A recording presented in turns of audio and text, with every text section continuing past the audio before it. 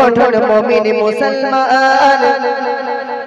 মরণেতে হাসবে তুমি কাঁদিবে ভুবন মরণেতে হাসবে তুমি কাঁদিবে ভুবন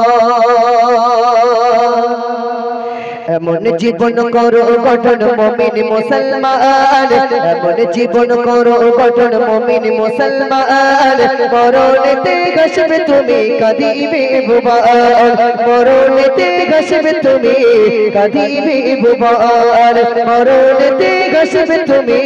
কাঁদিবে ভুবন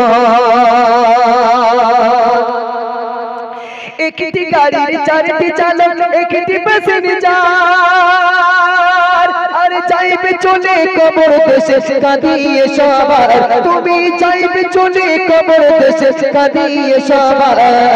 একটি গাড়ির চারটি চালক একটি প্যাসেঞ্জার আর যাইবে চলে কবর দেশে কাঁদিয়ে সবার তুমি যাইবে চলে কবর দেশে কাঁদিয়ে সবার মরণ গাড়ি আসবে বাড়ি হলে জি মরণ মরণ গাড়ি আসবে বাড়ি হলে জি মরণ সেই গাড়িতে তুলে দেবে আত্মীয় স্বজন তোমার সেই গাড়িতে তুলে দেবে আত্মীয় স্বজন একদিন মসজিদে আমার নাম হাঁকা হবে বলবে সিরাজুল গজল শিল্পী সিরাজুল ইসলাম মারা গেছে তার জানাজা হবে জোহরবাদ কিংবা আসরবাদ এরকম বলবে হাঁকবে না হ্যাঁ কিন্তু আমি সেই দিনে আমাকে গাড়ি ভাড়া করতে হবে না অটোমেটিক মসজিদ থেকে ওই চার পায়ার খাটিয়ে নামক গাড়িটা আমার দরজার সামনে এসে আমার জন্য অপেক্ষা করবে আমার গ্রামবাসীরা আমার আত্মীয় স্বজনেরা আমাকে সাদা কাপড় পরিয়ে আতর গোলাপ পানি সুরমা মাখিয়ে আমাকে ওই গাড়িতে তুলে দেবে আমার আব্বা থাকুক আর মা থাকুক যেই থাকুক না কেন চোখের পানি ফেলে যদি গ্রামবাসীর পা দুখানা জড়িয়ে ধরে বলে আমার সিরাজুল ইসলাম বড্ড ভালো ছেলে ছিল আর দুটো দিন তাকে আমার বাড়িতে রাখা হোক একটু নয়ন ভরে দেখে নেব তারপরে তোমরা নিয়ে যেও এ ব্যাপার রাখবে বলে মনে হয়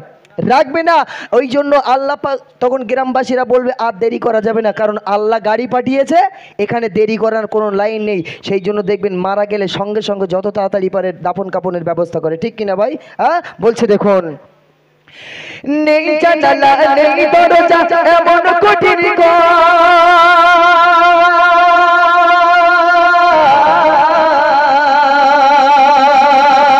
নেই জানালা নেই দরজা এমন কঠিন ঘর আর দেবে ঢাকি বাঁশের কাঠি তোমার কবর ঘর ওরে দেবে ঢাকি বাঁশের কাঠি তোমার কবর ঘর নেই জানালা নেই দরজা এমন কঠিন ঘর আর দেবে ঢাকি বাঁশের কাঠি তোমার কবর ঘর ওরে দেবে ঢাকি বাঁশের কাঠি তোমার কবর ঘর দেবে যখন তোমার স্বজন দেবে যখন তোমার স্বজন কবরে দাফন দেবে যখন তোমার স্বজন কবরে দাফন আর মন কানে কি আসবে চলে কবরে তখন মন কানে কি আসবে চলে কবরে তখন আমরা মারা গেলে আমাদের কবরে দুটো ফেরেশতা আসবে আমরা সবাই জানি দুটো ফেরেশতা আসবে মন কানে কি প্রশ্ন করার জন্য তিনটে প্রশ্ন করার জন্য আসবে কিন্তু না কবরে ছটা ফেরেশতা আসবে কটা শোনা ছটা ফেরেশতা আসবে দুটো আসবে প্রশ্ন করার জন্য আর দুটো আসবে মারার জন্য তাদের কান নেই এবং চোখ নেই তারা অন্ধ এবং কালা এই কানা আর কালা যখন মারবে কোনো ব্রেক থাকবে বা কোনো ব্রেক থাকবে না এক ব্রেক ফেল বাড়ি চালাবে বাপ হ্যাঁ বলছে দেখুন এবং আরও দুটো ফেরেশতা এসে আমাকে ডাকবে সিরাজুল ইসলাম দুনিয়াতে 50 বছর বেঁচে ছিলে এই 50 বছরে কত অন্যায় কাজ করেছো আর কত মানে ভালো কাজ করেছো আজকে তোমাকে লিখতে হবে তখন আমি বলতে থাকবো ফারিস্তাদের লক্ষ্য করে আমি তো দুনিয়ার থেকে কোনো খাতা আর কলম নিয়ে আসিনি খাতা আর কলম কবরে কি হবে জানো আমরা জানি না খাতা আর কলম কি হবে সেই সময় ফারিস্তাকে আমি সিরাজুল ইসলাম বলতে থাকবো আমি তো খাতা আর কলম কিছু নিয়ে আসিনি আমি দুনিয়াতে এসেছিলাম খালি হাতে দুনিয়া থেকে কবরে এসেছি খালি হাতে খাতা আর পেন তো আনিনি লিখবো কিভাবে ফারিস্তা বলবে যে তুমি লিখবে কিভাবে ফারিস্তা বলছে দেখুন বলবে এসে তুই ফারিস্তা লেখো জীবনের আমল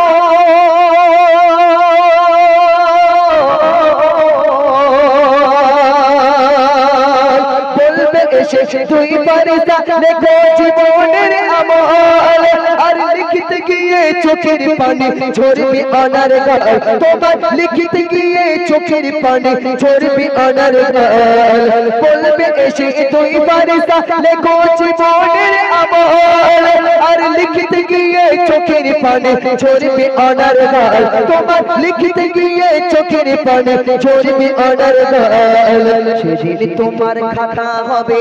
মন দিয়ে শুনবে সেদিন তোমার খাতা হবে সেদিন তোমার খাতা হবে তোমার ওই কাফন সেদিন তোমার খাতা হবে তোমার ওই কাফন আর মুখের থুতু কালি হবে আর মুখের থুতু কালি হবে আঙুল হবে যে কলম ওরে আঙুল হবে যে কলম তাহলে খাতা হবে কি সোনা দেখবেন আমরা যখন মারা যাই কাফন পরানো হয় 3 টুকরো কাফন দেয় মেয়েদের 5 টুকরো তো নিচেই একটা লম্বা কাফনের কাপড় দেয় আর উপরে একটা কাফনের কাপড় দিয়ে মাথার দিকে আর কোমরে আর পায়ে বেঁধে দেয় আখিরাতের করো কামাই থেকে দুনিয়া